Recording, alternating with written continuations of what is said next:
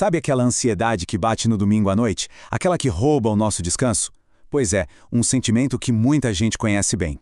Hoje, a gente vai mergulhar no livro CLT Sem Enlouquecer, que é basicamente um guia para quem está buscando um jeito de equilibrar a carreira e a sanidade, sabe? Sem ter que jogar tudo pro alto. Olha só essa dedicatória. Há quem já pensou em pedir demissão no meio da reunião. Puxa, isso já cria uma conexão na hora, né? É um jeito muito direto de dizer que aquela frustração, aquele cansaço que tanta gente sente no trabalho é real e que ninguém está sozinho nessa. E aí vem a grande questão que a autora, a Raquel Martins, levanta. Será que a vida corporativa é tipo uma maratona que nunca acaba? Sabe como é? As semanas vão se arrastando, cheias de prazo, e a gente fica só na esperança da sexta-feira chegar para dar um alívio. Mas e quando nem o fim de semana parece suficiente para recarregar? É bem por aí que a nossa conversa de hoje vai começar. Bom, e a nossa jornada começa com um fenômeno que, infelizmente, é super comum, os chamados domingos roubados. Vamos entender direitinho como o trabalho consegue invadir o nosso descanso e já deixar a gente no caminho da exaustão. A autora começa pintando um quadro que, nossa, todo mundo valoriza. Pensa naquela manhã de domingo, um café passado na hora, o sol entrando pela janela, aquela sensação boa de uma pausa que a gente tanto merece, uma paz que parece que nada pode quebrar. Até que, pronto, um gatilho. Um logo familiar pisca na TV.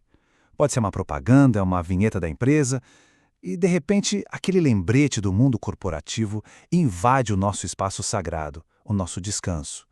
E na mesma hora, a paz some. A reação é física, é imediata. O coração acelera, o peito aperta, a gente até trava a mandíbula sem perceber. Aquela leveza toda do domingo é engolida por um turbilhão e de repente já estamos na segunda-feira, mesmo ela nem tendo chegado ainda. Pois é, e esse sentimento tem até nome em inglês, Sunday Scaries. É basicamente aquela ansiedade que vai chegando de mansinho e rouba o nosso fim de semana. E o livro deixa bem claro, isso não é uma falha pessoal, não é frescura, é um sintoma de um sistema que muitas vezes passa dos limites. Ok, agora vamos tentar entender a raiz do problema. Por que, afinal, o trabalho tem tanto poder sobre a gente a ponto de roubar nossa paz?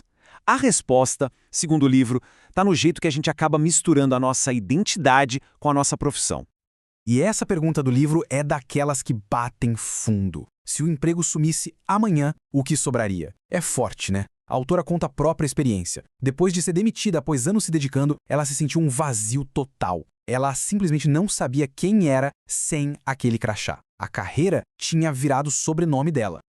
E é aí que a gente cai em várias armadilhas psicológicas. A gente começa a acreditar que o nosso valor está na nossa produtividade.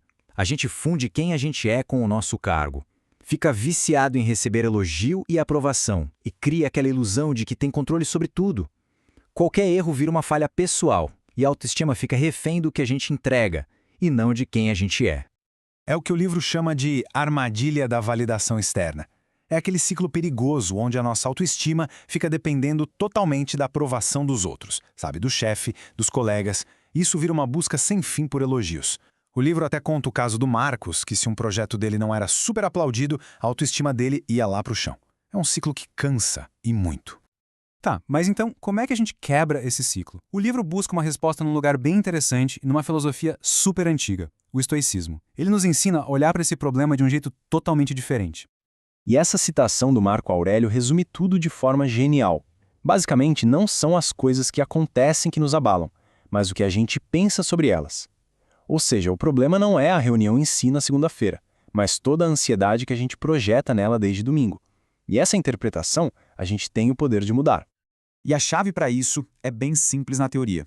Focar só no que a gente pode controlar. A gente não controla o resultado final de um projeto, a reestruturação da empresa ou o humor do chefe, mas a gente controla o nosso esforço, as nossas reações, as nossas escolhas, a nossa integridade. E principalmente onde a gente gasta a nossa energia mental. Entender essa diferença é libertador, de verdade. Beleza, com essa base filosófica, vamos para a parte prática. E uma das coisas mais importantes e também mais difíceis é aprender a colocar limites. Ou seja, a arte de dizer não. Mas por que é tão difícil dizer não? No mundo corporativo, às vezes parece que a gente está sendo egoísta, né? Mas na verdade é um ato de autocuidado e até de estratégia. A dificuldade toda vem de uns medos que estão bem enraizados na cultura do trabalho.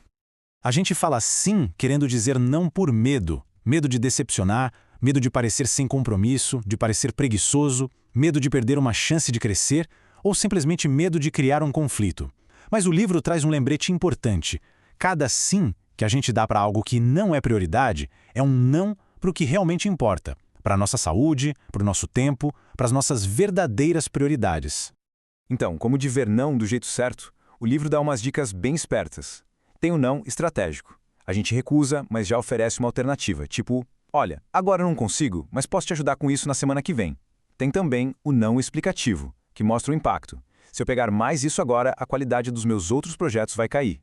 E talvez o mais importante, criar uma rotina consciente, que já protege o nosso tempo antes mesmo de alguém pedir alguma coisa.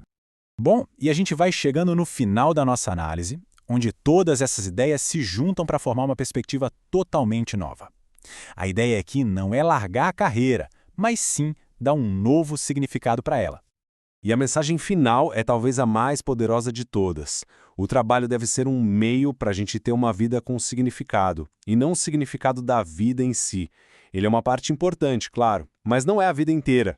O trabalho é que tem que servir aos nossos objetivos de vida, e não o contrário. O nosso valor, ele vai muito, mas muito além de uma avaliação de desempenho. Entre prazos e pausas pode-se aprender a viver novamente. Essa frase resume a jornada toda, né?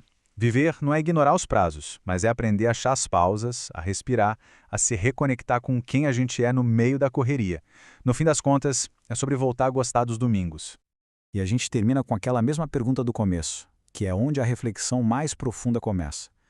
Se o trabalho é a única coisa que define alguém hoje, talvez seja um sinal de que é a hora de começar a construir outros pilares na vida. O que uma pessoa faria se não precisasse agradar ninguém?